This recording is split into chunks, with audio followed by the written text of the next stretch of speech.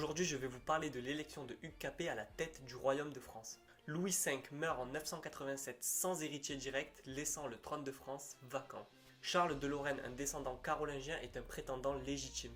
Mais il est impopulaire en raison de son caractère et de ses alliances douteuses avec des étrangers, notamment avec l'empereur germanique Othon II. Une assemblée des grands du royaume se réunit alors à Senlis pour déterminer le destin du trône. Une réunion où se côtoient ducs, comtes, évêques et abbés. Parmi eux, Adalbéran, un homme de foi et de politique, et Hugues Capet, le duc des Francs issu de la maison des Robertides. Les nobles discutent des mérites de chaque prétendant. Il n'y a pas de vote formel, la décision se fait par consensus ou par adhésion progressive à un candidat. Hugues possède des terres autour de Paris et Orléans et est respecté pour sa sagesse et sa piété. Il est vu comme un garant de paix et de stabilité face à la menace d'une guerre civile ou d'une intervention étrangère. Les grands ont alors à choisir entre la continuité de la dynastie vacillante des Carolingiens et le renouveau avec un homme promettant stabilité et respect des traditions ecclésiastiques. Ils vont alors trancher en faveur de Hugues Capet qui est soutenu entre autres par Adalbéran. Après son élection, Hugues est sacré roi à Noyon par Adalbéran en personne, car Reims où se déroulait traditionnellement le sacre était sous le contrôle de Charles de Lorraine. Ce sacre est crucial, conférant à Hugues une légitimité divine et symbolique. Conscient de la fragilité de sa position, Hugues associe son fils Robert au trône, établissant ainsi une tradition qui allait devenir un pilier de la stabilité capétienne. Par cette élection, Hugues Capet posait les fondations d'une dynastie qui allait régner sur la France pendant plus de 3 siècles, avec de grands noms comme Louis VI le Gros, Saint-Louis ou encore Philippe le Bel, et transformant un royaume divisé en une nation unie sous une même couronne.